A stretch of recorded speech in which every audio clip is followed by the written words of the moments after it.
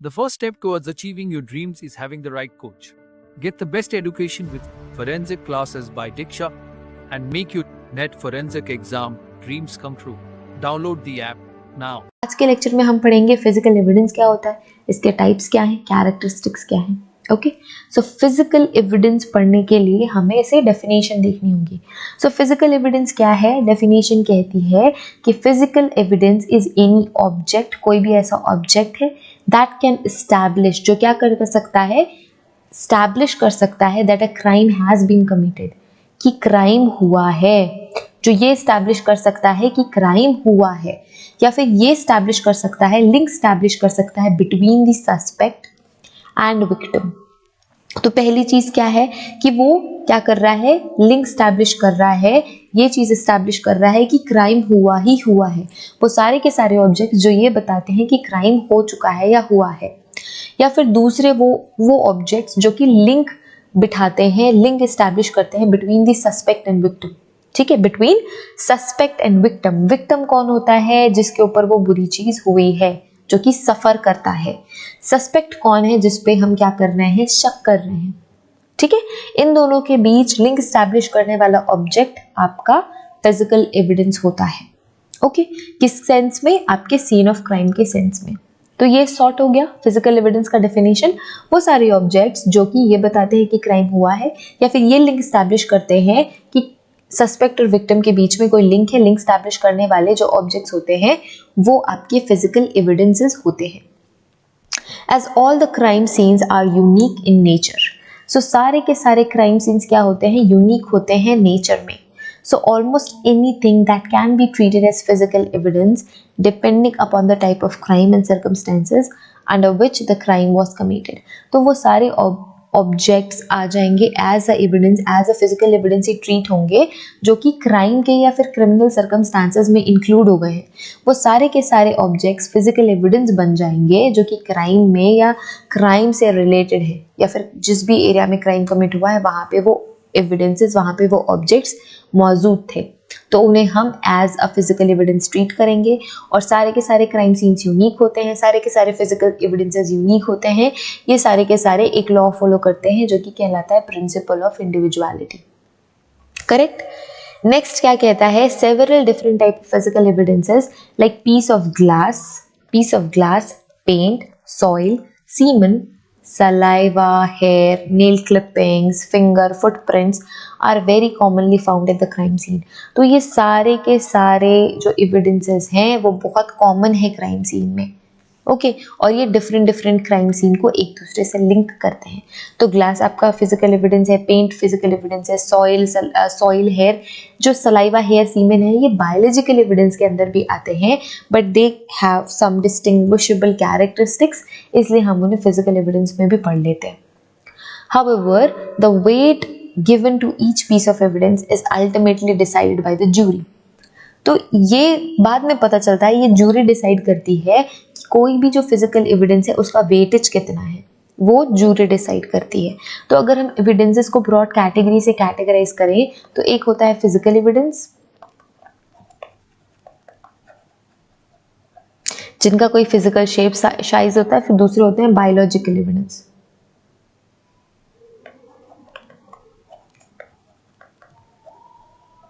Biological evidence, तो biological evidence biological origin के होते हैं, blood, semen, saliva and all that. Physical evidence आपका piece of glass, paint, semen, ये सारी चीजें. After recognising the physical evidences at the scene needs to be collected and tagged properly. तो जैसे ही आपने ये रिकॉग्नाइज कर लिया कि हाँ ये XYZ क्या है, इंपॉर्टेंट फिजिकल एविडेंस है, तो आपको उसे कलेक्ट करना और प्रॉपरली पैक करना इंपॉर्टेंट है. While handling the evidence, care must be exercised to avoid contamination as far as possible. तो अगर आप एविडेंस की केयर करोगे तब जाके वो सही रहेगा. हैंडलिंग में आपको बहुत खास ख्याल रखना है कि कोई भी कंटामिनेशन आपके एविडेंस को ना हो. अब क्रिमिनल इन्वेस्टिगेशन की बात करें, आपको फिजिकल एविडेंसेस या एविडेंस कब मिलते हैं? जब इन्वेस्टिगेशन होती है. क्या होती है? जब इन्वेस्टिगेशन होती है, इन्वेस्टिगेशन में ही आपको क्या मिलते हैं? एविडेंस. ठीक है, क्या मिलते हैं? एविडेंस आपको क्रिमिनल इन्वेस्टिगेशन में ही मिलते हैं. So crime or offense or criminal offense is any unlawful activity. Crime की डेफिनेशन अगर हम सिंपल क्राइम की डेफिनेशन देखें, क्राइम की डेफिनेशन क्या है? एनी अनलॉफुल एक्टिविटी, कोई भी अनलॉफुल एक्टिविटी क्या है? क्राइम है. सो क्राइम, ऑफेंस, क्रिमिनल ऑफेंस एक ऐसी अनलॉफुल एक्टिविटी है which is punishable by law. क्या है? Which is punishable by law. Law के हिसाब से उन्हें सजा मिलनी चाहिए. Whenever any crime is committed, there must be some reasons behind it and are mostly related to each other. कोई भी क्राइम अगर हो रहा है तो उसके पीछे कोई रीजन जरूर होता है. बिना किसी रीजन के कोई काम नहीं होता. कोई भी क्राइम अगर हो रहा है, किसी ने कोई क्राइम कमिट किया है, इट मीन्स उसके पीछे कोई ना कोई रीजन जरूर है. और ये रिलेटेड होते हैं मोस्ट ऑफ द टाइम पैसों से, मनी से, रिवेंज से, अगर किसी से बदला लेना है, या फिर डिफरेंट इमोशंस, तब जाके ही क्या होता है? क्राइम कमिट करता है कोई भी बंदा. सो पैसों से मोटिवेट हो गया, पैसों की वजह से क्राइम कर दिया, रिवेंज की वजह से क्राइम कर दिया, या फिर कोई इमोशन जैसे कि हेट, एंगर या लव की वजह से अगर कोई पर्सन क्राइम कमिट करता है तो वो इन सारे इमोशंस की वजह से कमिट करता है. और ये सारे रीजंस है क्राइम कमिट करने के. ठीक है. अब क्राइम हुआ है तो क्रिमिनल इन्वेस्टिगेशन भी होती है.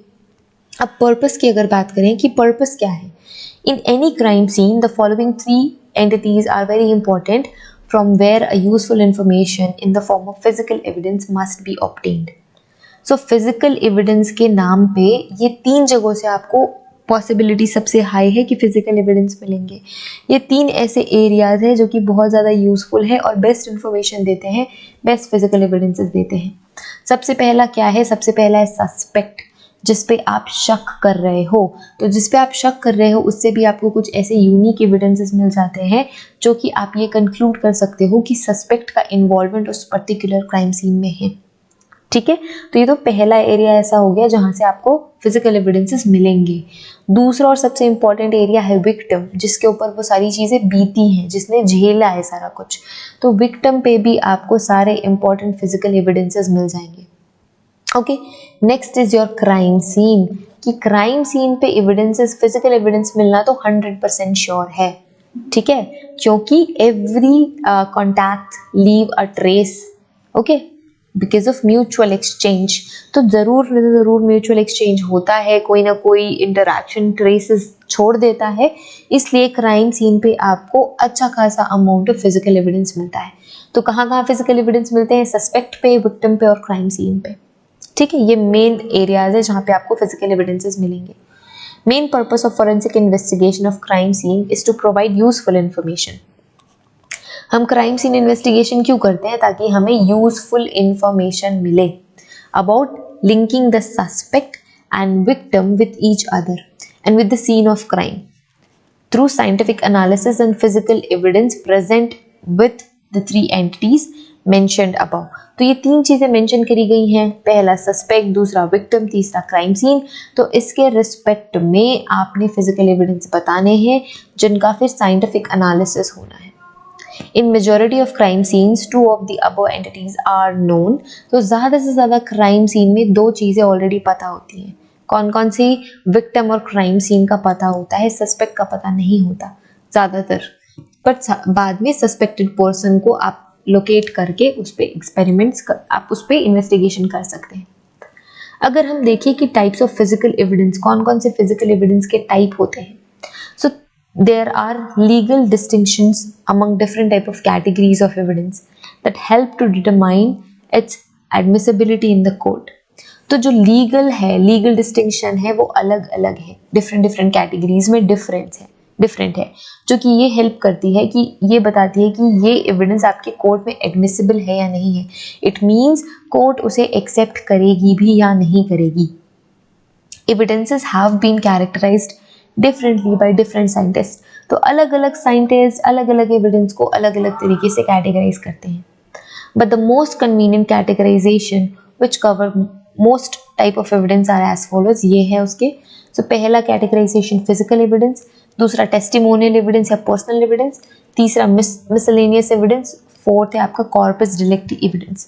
तो फिजिकल एविडेंस क्या है? Physical evidence in this category are also called as real evidences. ये क्या होते हैं? ये रियल एविडेंसेस होते हैं and are indirect type of evidence. इनका नेचर क्या होता है? इनका नेचर होता है इनडायरेक्ट टाइप ऑफ नेचर, इनका इनडायरेक्ट टाइप ऑफ एविडेंस होता है which consist of tangible articles, जो कि कंसिस्ट करते हैं tangible articles like hair, fibres, latent fingerprints, footprints या फिर कोई भी बायोलॉजिकल या केमिकल मटेरियल। ये तो फर्स्ट हो गया आपका physical evidence. Next is your testimonial evidence या पर्सनल एविडेंस। सो टेस्टिमोनियल एविडेंस किसके बेसिस पे होती है? टेस्टिमनी के बेसिस पे होती है। So this category of evidence is related to direct evidence and includes either of the following. क्या क्या है वो? In the form of testimony, statement given by any person at the scene of crime या otherwise. So कोई भी ऐसा person जिसने क्या किया है, अपनी testimony दी है, statement दिया है as a evidence. Can be subjective and colored by a person attitude. Subjective हो सकता है, किसी person के attitude की वजह से भी हो सकता है। थर्ड है an eyewitness, confession and hearsay. So eyewitness responsible हो सकता है या eyewitness अलग कैटेगरी है confession and hearsay, जो कि stable नहीं होते, जो कि useful नहीं होते कोर्ट में। ये आपके useful नहीं होते हैं कोर्ट में। ये है testimonial evidences. Next is your miscellaneous evidences. So this category of evidences include items which do not fall into any of the above. Like दो तरीके के जो मैंने बोला फिजिकल और टेस्टिमोनियल एविडेंस में नहीं आते हैं, इसलिए उनको इस कैटेगरी में डाल दिया। Previous categories which can be either subjective and objective may not always admissible in the court of law. तो ज़रूरी नहीं चाहे वो सब्जेक्टिव हो या ऑब्जेक्टिव हो, हमेशा कोर्ट ऑफ लॉ में एडमिसिबल हो। इसका एग्जाम्पल क्या है? Polygraph test. सो ये आपका एडमिसिबल नहीं है कोर्ट में। Next is your voice analysis. So ये डिपेंड करता है कि एडमिसिबल है या नहीं है कोर्ट में। फिजियोलॉजिकल एग्जामिनेशन में भी एडमिसिबल इन द कोर्ट, हो सकता है कि एडमिसिबल रहे but most of the time admissible नहीं होता है। Next is your corpus delicti. So this is the category of evidence which include evidences which can prove that a crime has been committed, जो ये बताते हैं कि crime हो चुका है। ये वो सारे एविडेंसेस है जो ये इंडिकेट करते हैं कि हाँ भैया क्राइम हो गया। Before actual investigation can be initiated there must be sufficient proof of a crime has taken place. तो इन्वेस्टिगेशन शुरू करने से पहले आपको पहली इंपॉर्टेंट चीज़ ये पता होना चाहिए कि क्राइम हुआ है, तभी तो इन्वेस्टिगेशन करोगे। बिना क्राइम के इन्वेस्टिगेशन थोड़ी ना कर दोगे। तो आपको ये इंश्योर करना है कि क्राइम हुआ है और ये आपकी कॉर्पस डिलिक्टी ही ये प्रूव करता है कि क्राइम हुआ है। फॉर एग्जाम्पल, अगर डेड बॉडी प्रेजेंट है, ब्रोकन विंडो है, ठीक है, जो कि ये बताता है कि किसी पॉइंट पे एंट्री है, स्टोलन या ब्रोकन आइटम्स हैं। ओके, सो ये सारी चीज़ें क्या इंडिकेट करती हैं कि कुछ तो गड़बड़ हुई है, something is really really wrong, और यही कॉर्पस डिलिक्टी ऑफ एविडेंसेस होता है। Okay, now coming to the following types of evidences.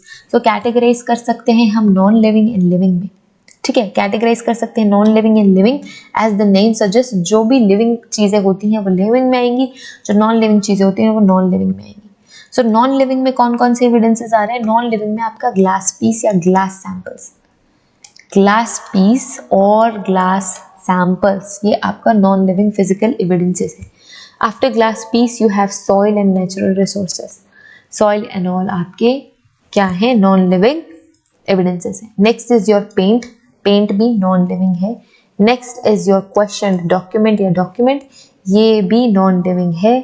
Fire arm, guns, ammunition, ये भी नॉन लिविंग है। तो ये सारा एक एक बार आपने पढ़ लेना है और समझ लेना है। अगर समझ में नहीं आता तो आप मुझसे पूछ सकते हैं। ये पीपीटी मैं टेलीग्राम ग्रुप में डाल दूंगी, तो टेलीग्राम जाके ज्वाइन कर लो, ठीक है। फायर और अम्यूनेशन भी नॉन लिविंग होता है। Next is your powder, residue, explosive and petroleum product, ये सारे नॉन लिविंग होते हैं। मार्क्स एंड ड्रग्स, ये सारे के सारे नॉन लिविंग होते हैं। अगर हम बात करें लिविंग फिजिकल एविडेंसेस की, सो ब्लड और अदर फिजियोलॉजिकल फ्लूइड्स लाइक सीमेन, सलाइवा, ये भी बायोलॉजिकल एविडेंस के अंदर पे आएंगे, ठीक है। Next is your fingerprint. Fingerprint को भी आप लिविंग एविडेंसेस में रखते हैं। नेक्स्ट है hair and fibre. Hair and fibre को भी हम लिविंग एविडेंसेस में ही कैटेगराइज करते हैं। तो ये तो हो गए आपके कुछ लिविंग और कुछ नॉन लिविंग तरीके के फिजिकल एविडेंसेस। अगर कोई भी डाउट है तो प्लीज़ आस्क योर डाउट, हम वो डाउट क्लियर कर लेंगे। So have a great day ahead, see you in the next class. Till then bye, अच्छे से पढ़ाई करो।